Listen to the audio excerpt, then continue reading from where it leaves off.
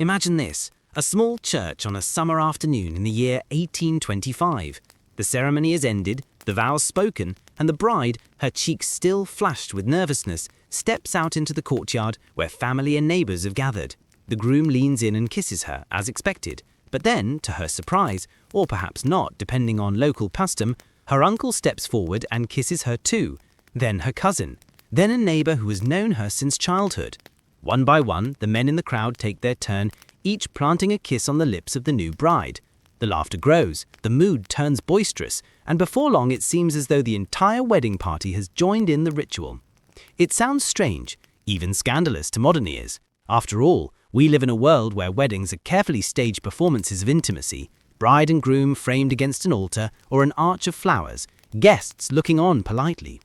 But in the 18th and 19th centuries, weddings were not so much private ceremonies as public property. A wedding belonged to the whole community, and so, in some places, did the bride.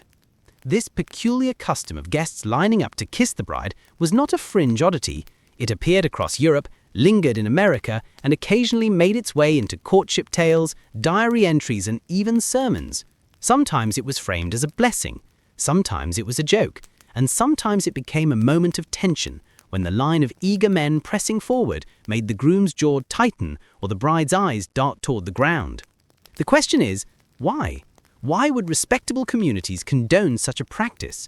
Why would mothers allow their daughters to stand, blushing and exposed, as a crowd of neighbors pressed in to claim their share of the ritual?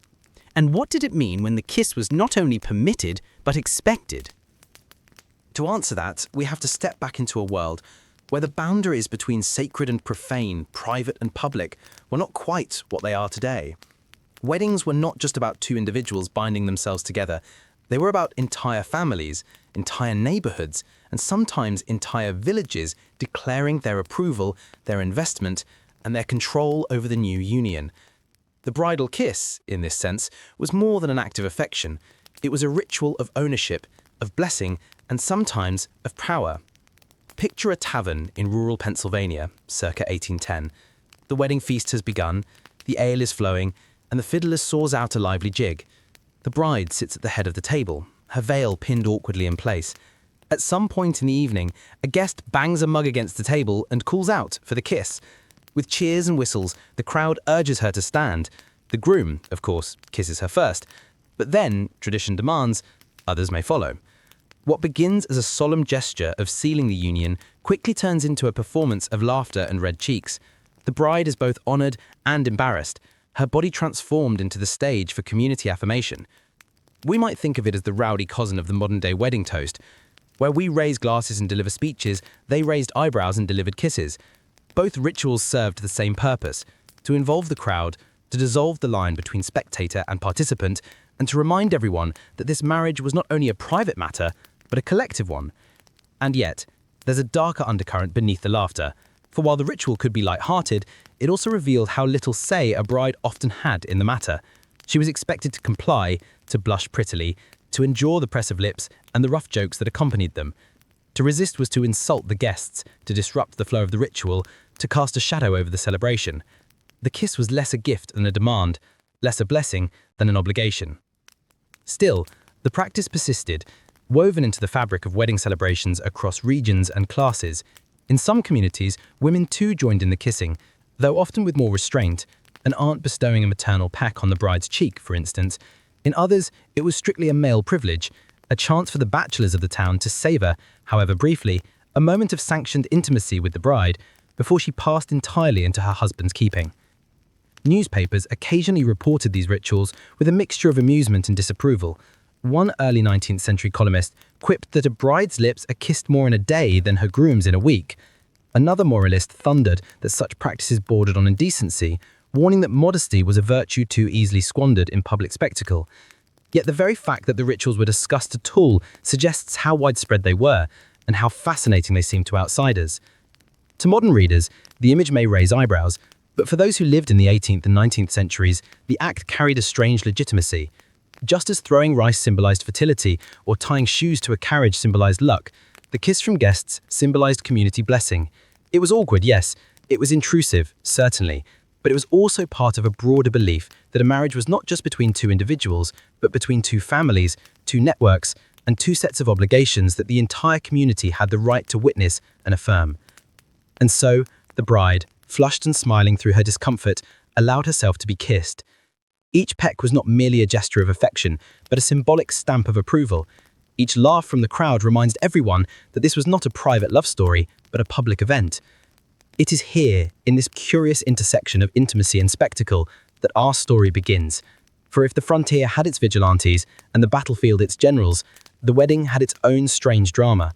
A young bride, a restless crowd, and a ritual that turned the most private of promises into the most public of performances.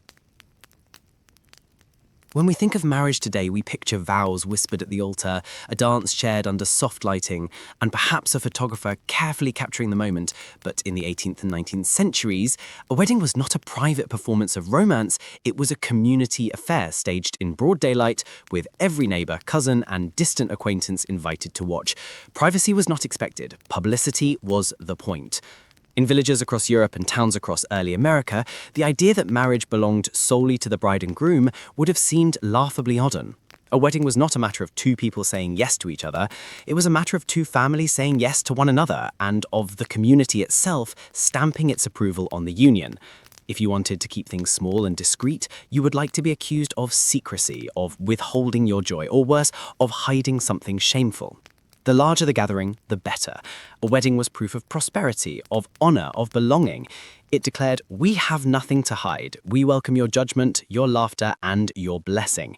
And in return, the community claimed its rights to participate, whether that meant lifting the couple in the air, showering them with oats, or, yes, lining up to kiss the bride. It might help to think of marriage in that era not as a contract between two lovers, but as a kind of public festival. Imagine the town green in New England, circa 1800. The church bell rings as the couple emerges, but instead of slipping quietly into a carriage, they are greeted with cheers and a crowd pressing close. Children dart between legs, fiddlers scrape at their instruments, and older women wave their handkerchiefs. The wedding is not an interruption of daily life, it is the day's entertainment. And as entertainment, it invited participation. Community members did not stand by politely, they joined in. If the bride wore a crown of flowers, someone might pluck one as a keepsake. If there was cake, it was not sliced neatly by the groom with a silver knife. It was broken into hunks, grabbed and shared, sometimes even stuffed into the bride's mouth by mischievous cousins. And if there was a kiss to be had, the crowd believed it was theirs as much as the groom's. In this sense, the kissing of the bride ritual was not entirely out of place. It was one more way in which the community made itself part of the couple's story. Each kiss was less about passion than about symbolic participation. We have touched the bride. We are part of this union. We bless this marriage, not with words, but with lips. There was also, of course, a comic element. Guests enjoyed laughing at the bride's embarrassment, watching her try to manage a smile as another man leaned in. The kiss was a game, a test of her modesty, a way of proving that she could blush gracefully while still obeying the expectations of her new role. The laughter of the crowd wasn't cruel, it was ritual. To laugh at the bride was to draw her into the community's fold, to ensure she began her marriage not as an isolated figure, but as part of a collective story. In some places, this ritual was given a more formal frame. Records from Germanic communities in Pennsylvania described the bridal kiss as part of the official wedding sequence, carried out before food was served. In rural Scotland, guests sometimes insisted on kissing both bride and groom, as though sealing the bond with communal approval. And in certain French villages, the kissing custom could spiral into a kind of contest, with men competing for their chance, jostling in line as though at a carnival. What seems bizarre to us was, in their eyes, a confirmation of belonging. A wedding without such antics might have seemed cold, even suspicious. One English diarist in 1798 wrote disapprovingly of a wedding he attended where no one kissed the bride but her husband. His tone suggests this was not a mark of refinement but of odd restraint. To him, and to many of his time, the withholding of community kisses seemed a breach of tradition, a failure to honor the bride properly. It is important to remember that most people married within their own villages or towns. Everyone knew everyone else. The men lining up to kiss the bride were not strangers, but cousins, neighbors, or childhood companions. The act carried less of the shock we might assign it today, and more of the intimacy of a shared inside joke. Still, even within such communities, the bride's body became for a moment a public object, tenderly handled, laughed at, and symbolically shared. And this, perhaps, is where the ritual reveals its deepest meaning. A wedding was never just about love, it was about survival. Families relied on one another for labor, for protection, for food, in times of scarcity. Marriage was the cement binding those ties. By kissing the bride, guests were not simply indulging in a bit of mischief, they were placing themselves inside the circle of obligation and belonging that marriage created. The kiss was a kind of seal, a way of saying, we are part of this too. When viewed this way, the ritual stops being an oddity and begins to look like something more profound. It was not only a custom, it was a contract. Not in writing, not in law, but in lips and laughter. And, as we shall see, it was far from the only wedding tradition that blurred the line between intimacy and spectacle. From bedding ceremonies to shoe throwing, from garters tossed to crowds to feasts that lasted until dawn, the bride was continually reminded that her marriage was not hers alone. It belonged to everyone who watched, laughed, and participated. And that is why, when the men of the village pressed forward to kiss the bride, no one thought it strange. It was the most natural thing in the world. If the kiss at a wedding shocked anyone, it was not because it happened, it was because of how much fun everyone seemed to have with it. In many communities, the bridal kiss quickly slipped from solemn blessing into open comedy, turning the bride into the unwilling star of a rustic performance. Guests treated the kiss not as a discreet peck, but as a chance to tease, to laugh, to transform the marriage ceremony into light entertainment. Imagine the scene. The vows have been said, the hands joined, the blessing given. A hush falls as the groom claims his rightful kiss. Applause follows, and for a moment, the bride glows with the dignity of her role. But then the shouting begins. Our turn! Let us have the bride too! And suddenly she is surrounded, not by lace and flowers, but by eager faces and mischievous grins. The ritual unfolded differently in each place. In German-American farming towns, men would queue with exaggerated formality, each kissing the bride with a flourish while onlookers cheered or jeered. In rural English villages, the custom might involve lifting the bride onto a chair or table, making her more accessible to the crowd, as if she were a prize on display. In Scotland, the bride might be kissed in turn by every male guest, while the women of the room laughed and clapped, secure in the knowledge that their own weddings had once followed the same playful ordeal. The kiss was rarely passionate. Instead, it leaned into absurdity. A guest might bow deeply before planting a kiss, as though he were greeting a queen. Another might stumble deliberately, smudging her cheek with ale-scented lips while the crowd erupted in laughter. The comedy came from watching how the bride handled it. Did she blush? Did she smile politely? Did she shrink back or pretend outrage? Whatever her response, the audience judged her performance as much as they did the kisses themselves. It was, in many ways, a test. A bride was expected to demonstrate modesty, but not so much that she spoiled the fun. Too much reluctance, and she risked appearing humorless. Too much enthusiasm, and she risked seeming immodest. The ideal bride blushed prettily, enjoyed the kisses with a shy smile, and let her embarrassment entertain the room. The ritual was cruel and affectionate all at once, mockery disguised as blessing. In some regions, the bridal kiss grew into a full game. Accounts from the early 19th century describe bidding rituals, where men would toss coins or gifts into a hat for the privilege of a kiss. The money, of course, went to the couple, making the ordeal both humiliating and profitable. Other traditions involved contests. The best man might block the bride until he received his kiss, or groups of young men might race to her side before the groom could shield her. One French observer in the 1820s noted a wedding where the line of men grew so long that the bride began to weep from exhaustion. The guests laughed all the harder, interpreting her tears not as protest, but as proof that the custom had been properly observed. To them, the more exaggerated the display, the more complete the ritual. And yet beneath the laughter, something more serious was at play. By submitting to this ordeal, the bride showed her willingness to serve not only her husband, but her community. She became, symbolically, their property too. Cherished, teased, embraced, but never entirely private. The kisses marked her transformation from daughter to wife, but also from individual to public figure. Even literature of the time reflected this comic tradition. Dime novels, farces, and chapbooks often poked fun at the bridal kiss, portraying the bride as flustered, the groom as jealous, and the guests as gleeful mischief makers. Cartoonists sketched scenes of brides overwhelmed by eager suitors, their cheeks marked with lipstick, their gowns in disarray. Readers laughed because they recognized the truth, the ritual was real, and everyone knew its absurdity. Yet not everyone approved. By the mid-19th century, reformers began to denounce such customs as vulgar.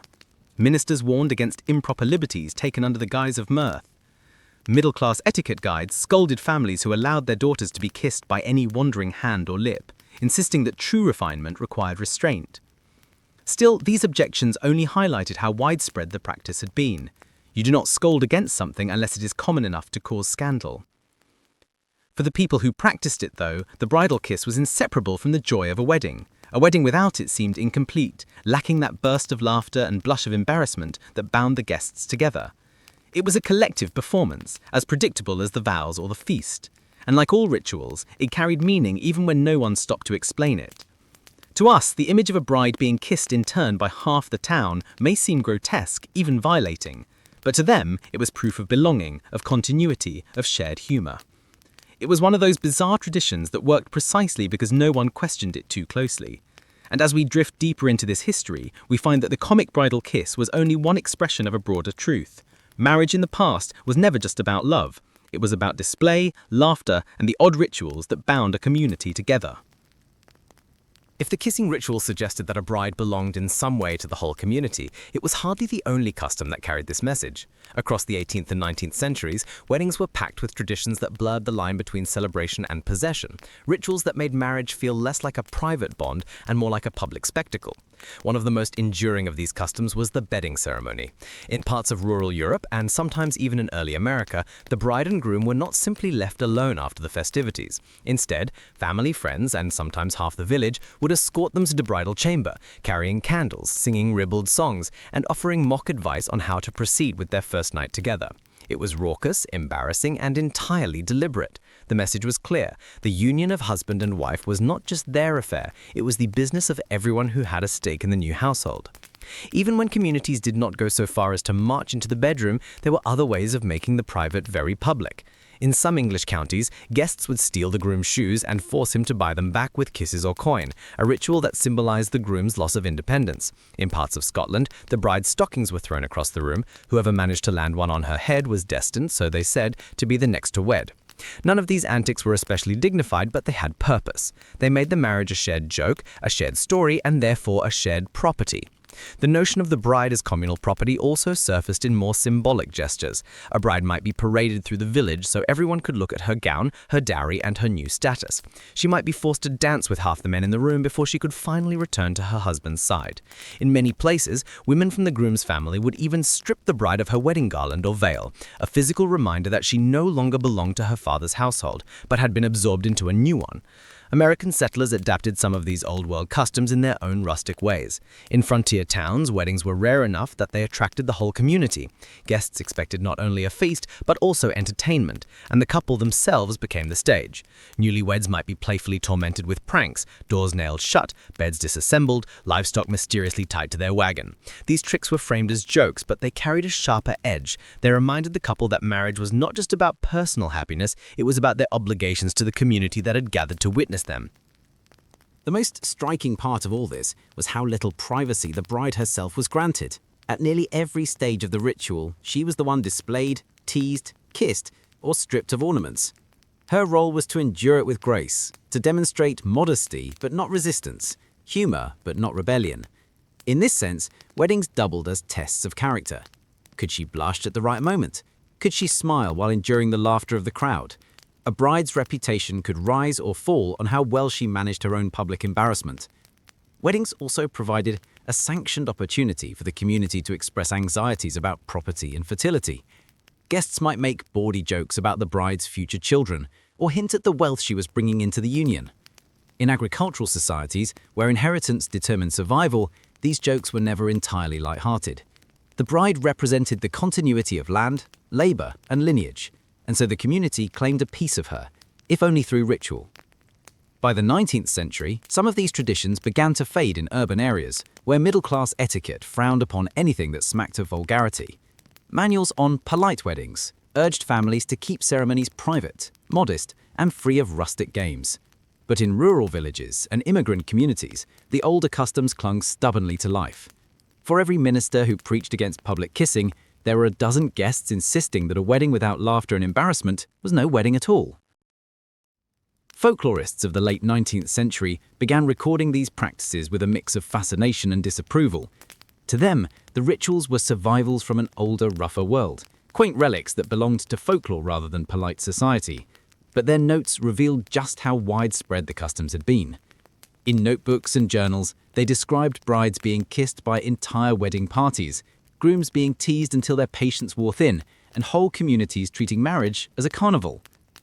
The deeper truth is that these customs reflected the very structure of life before modern privacy. In small towns and villages, nothing was entirely private. Everyone knew who owned what, who courted whom, who quarreled, and who reconciled. Weddings simply made that public reality visible, dramatized in ritual. The bride became public property, not because anyone believed she literally belongs to the village, but because marriage itself was seen as a communal resource. The laughter, the kisses, the pranks, they were the community's way of binding itself to the couple and the couple to it. Looking back now, these rituals strike us as intrusive, even humiliating. And in truth, many brides probably felt exactly that. But they also reveal how deeply marriage was woven into the fabric of society. To marry was not just to take a husband, it was to step into a role shaped, witnessed, and enforced by everyone around you. For all the laughter and spectacle, the rituals of public kissing were never just about merriment. Beneath the jokes and blushes, there was often a price to be paid, sometimes literal, sometimes symbolic. Weddings, like all great social gatherings, were a chance to redistribute wealth, test social bonds, and remind everyone of their place in the community. A kiss was rarely free. In parts of 18th and 19th century Europe, for example, guests were expected to pay for the privilege of kissing the bride. At some weddings, a small wooden box or decorated plate was passed around the room. Each guest who dropped in a coin was then entitled to a peck on the bride's cheek. The custom was explained as a way of raising funds for the couple's new household, but it carried a faintly theatrical edge. Imagine the line of neighbors jingling coins in their hands, each waiting their turn. It was both a fundraiser and a performance. A bride transformed into a token of exchange, her blushes a kind of currency. In other regions, the practice was even more elaborate. In rural Germany, the bride's shoe was sometimes stolen during the feast and auctioned back to the groom. Only after he bid enough, often with a mixture of cash and kisses, would the shoe and the bride be returned to him. On the American frontier, guests occasionally ransomed the bride by blocking the couple's exit from the wedding party until the groom paid a toll, usually in coins or whiskey. It was playful, but the underlying message was serious. Marriage was not just a private bond, but a transaction in which the community claimed its due. The mingling of money and intimacy could be both comic and unsettling. A kiss that cost a penny was a joke, but it also suggested that even the most tender gestures could be commodified. For poorer couples, the ritual carried practical weight. Those coins gathered during the kissing line might be the seed money for a new farm tool, a cow, or a few acres of land. Guests knew this, and so they gave generously, disguising their charity as a game. Laughter softened the awkwardness of financial need, and in the end, everyone left feeling both entertained and virtuous. But not every bride smiled at the custom. Diaries and letters hinted discomfort, even resentment. One young woman in 1820s New England wrote that she dreaded her wedding day not because of the vows, but because of the line of silly men who would insist on claiming their kiss. "I shall feel," she confessed, "like a coin passed hand to hand, not a wife." Such moments remind us that ritual, for all its humor, could also leave scars. There were other prices too, social ones. A guest who refused to participate in the kissing game might be labeled sour or unlaborly. A groom who failed to pay the ransom demanded by his peers might be mocked for stinginess. These customs enforced generosity, humility, and conformity, all under the guise of fun. In a world where reputation was fragile, no one wanted to stand apart. Even the choice of who kissed the bride first or last could carry weight. In some villages, the honor of the first kiss went to the priest, symbolizing the blessing of the church. In others, it was reserved for the father of the groom, signaling the bride's transition into a new family. In yet others, the last kiss before she was given back to her husband was considered the most valuable, a moment auctioned or fought over by eager bachelors. What looked like a simple line of kisses was in truth a carefully coded social performance. By the 19th century, etiquette writers began to frown on these practices. Manuals for polite society urged couples to discourage kissing games, dismissing them as vulgar relics of peasant life. In middle-class parlors, the exchange of coins and kisses gave way to more restrained rituals: the first dance, the bridal toast, the cutting of the cake. But outside the polished drawing rooms, the old customs lingered. In rural barns, frontier cabins, and immigrant neighborhoods, coins still clinked into boxes, and brides still endured the blush-inducing parade of kisses. Folklorists later recorded these traditions with curiosity, noting how they revealed the intersection of money, intimacy, and community. They saw in them a window into the values of a world where nothing was purely personal, not even love. A marriage was a public contract, and the bride, however temporarily, symbolized the wealth, fertility, and future of the group. The irony is that while we often imagine weddings as timeless ceremonies of romance, the details shift constantly with culture and circumstance. For centuries, a kiss was not just affection, but currency, a coin traded in laughter, obligation, and sometimes embarrassment. To kiss the bride was to acknowledge that her marriage was not hers alone. It was the property of everyone gathered, and so the rituals endured. Some joyful, some humiliating, some remembered with laughter, others with discomfort. Each coin dropped in the plate, each kiss stolen at the bride's expense, was part of the price of weaving a couple into the fabric of their community. By the middle of the 19th century, the custom of kissing the bride in public had become so well known that it showed up in travel diaries, etiquette books, and even comic sketches. But just as quickly, it began to stir unease. The world was changing after all. Cities were growing, fashion was tightening, and what once seemed like harmless rustic merriment was starting to feel uncomfortably forward.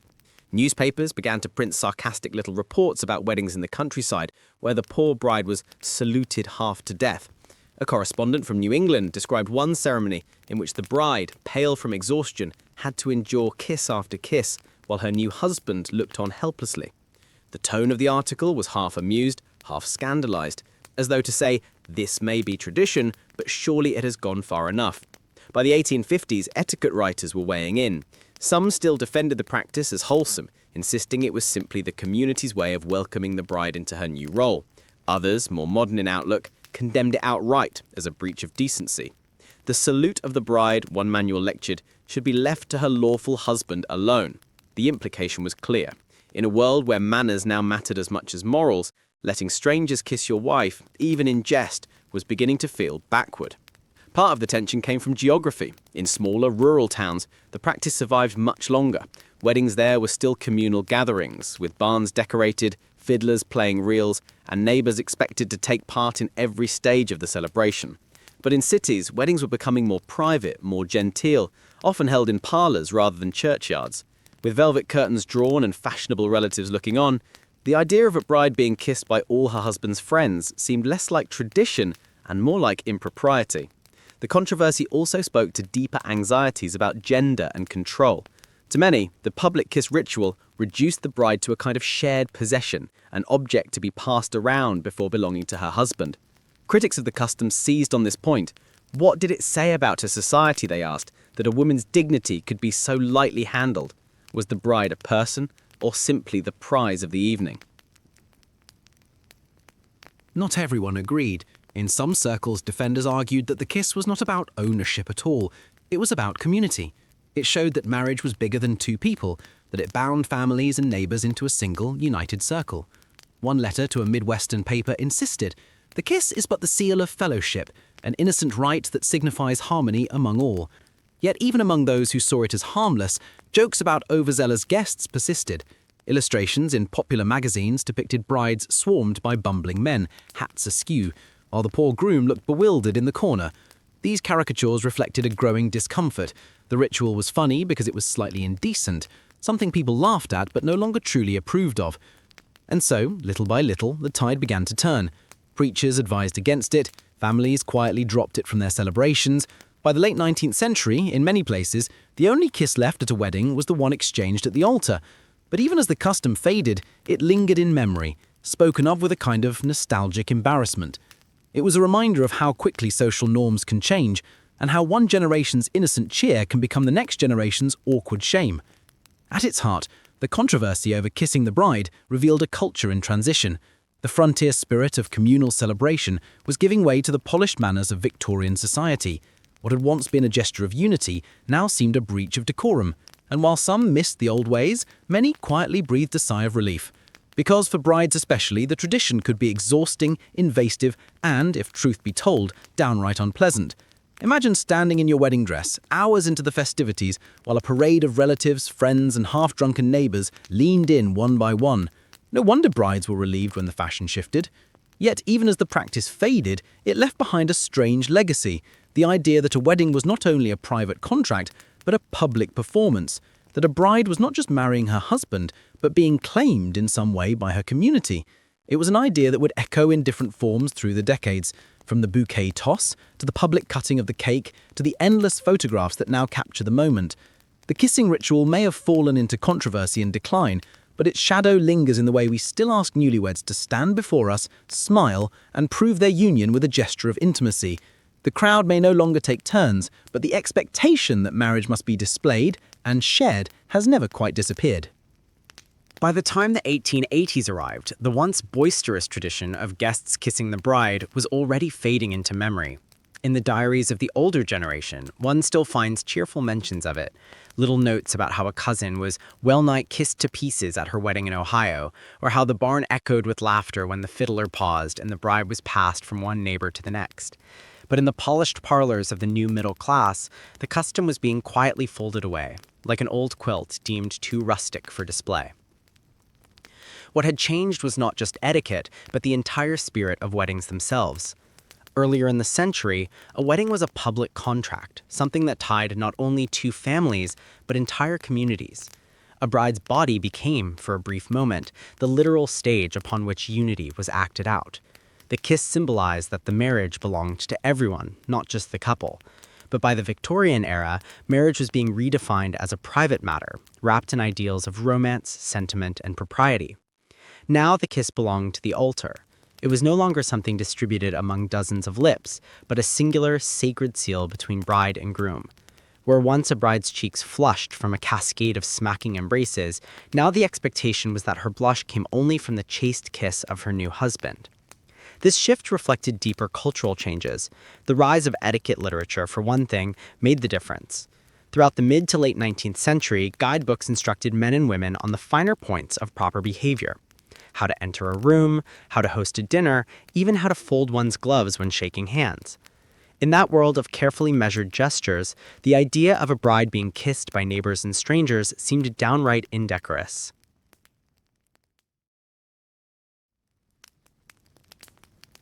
Religion too played its part. Protestant ministers, eager to sanctify marriage as a holy covenant rather than a rustic community frolic, began urging couples to treat the wedding day with solemnity. The emphasis shifted from communal mirth to moral seriousness. It was no accident that sermons began describing marriage as a union before God, not before one's neighbors with ale and fiddle tunes. There was also the changing role of women. By the end of the 19th century, brides were being idealized as paragons of modesty and virtue.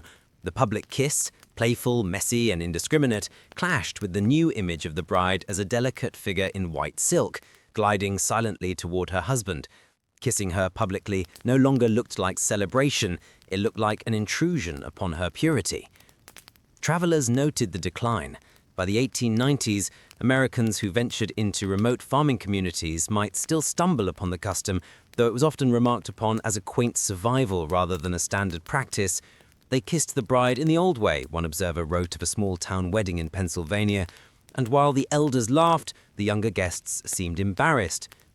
Instead, new traditions rose up to take its place. The throwing of rice, the cutting of the cake, the bridal waltz, all these offered ways for the community to share in the celebration without crossing boundaries of propriety. A guest could cheer, dance, or sprinkle a symbolic blessing, but he no longer laid claim to the bride with his lips. Interestingly, the shift did not erase the fascination with the ritual, it only transformed it.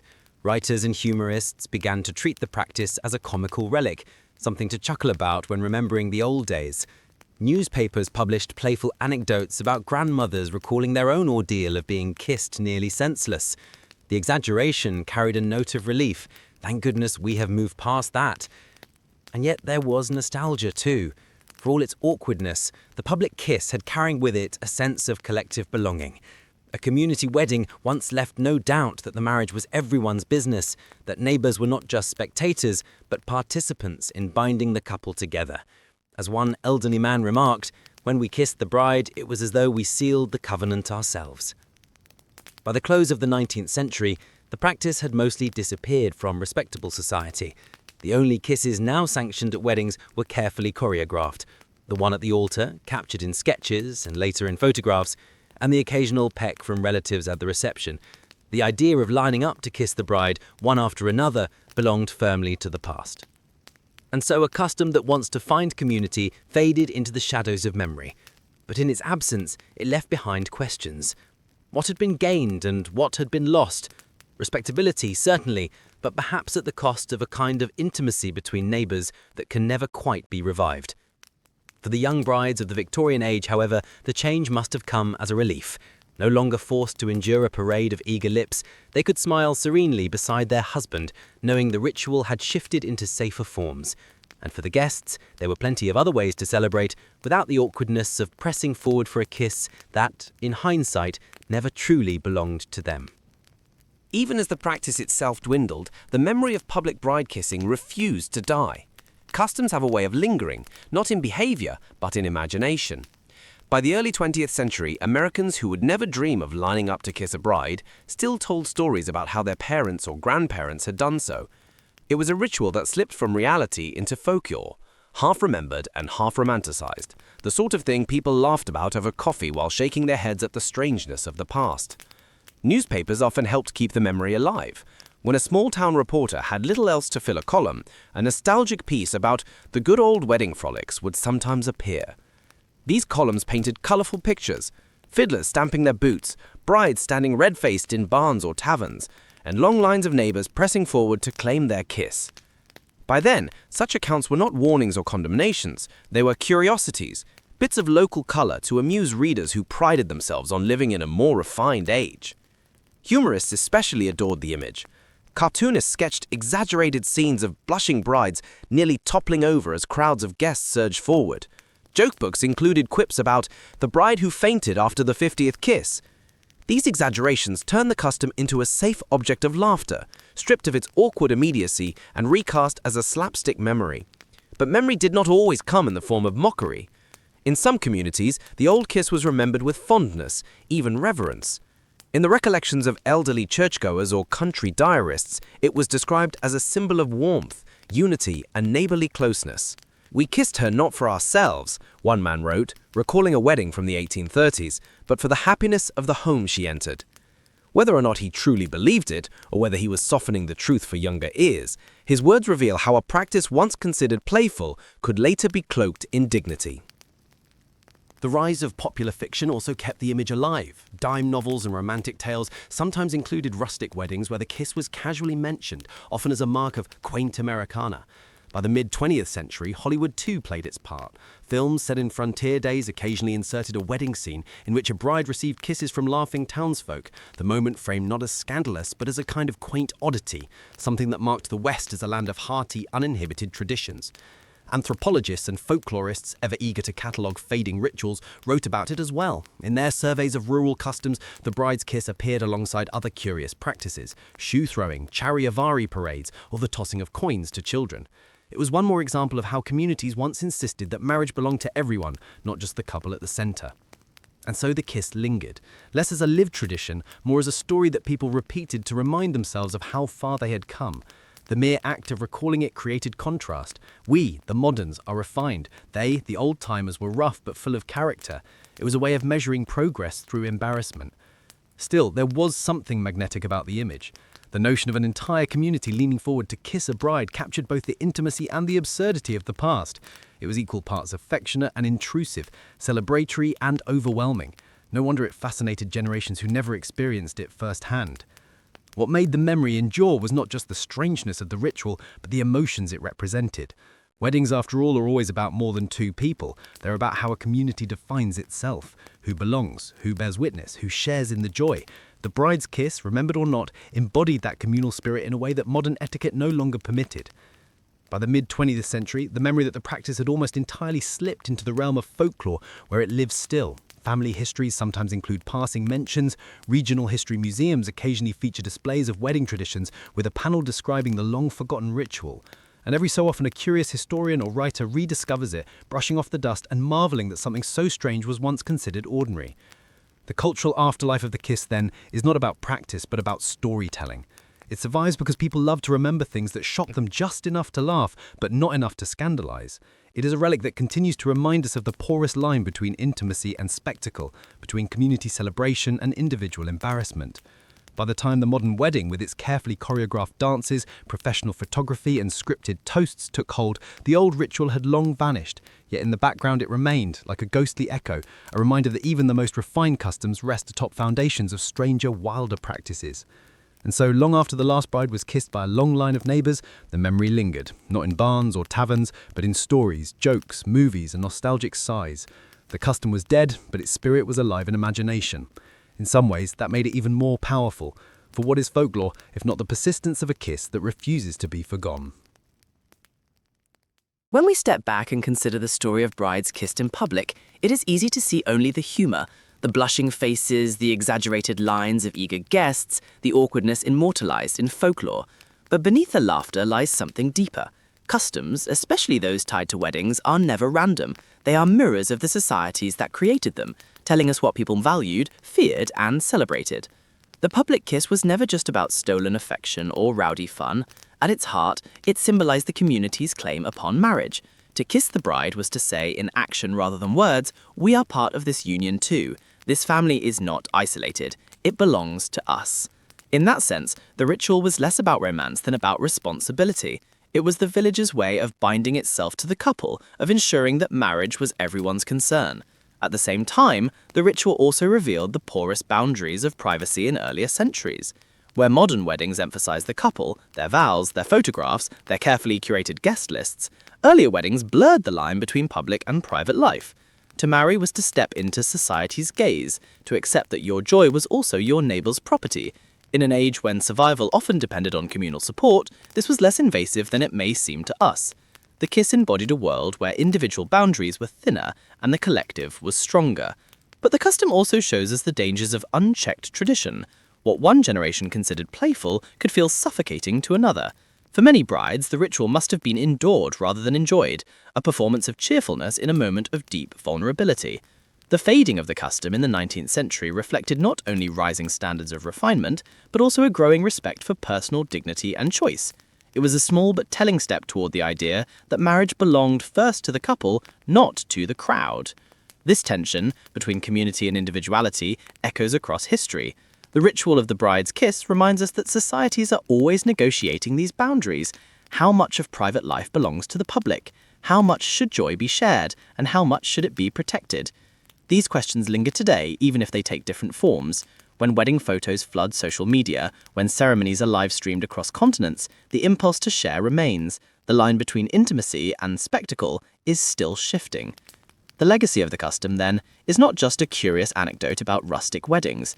It is a reminder of how fluid our definitions of propriety, intimacy, and celebration truly are.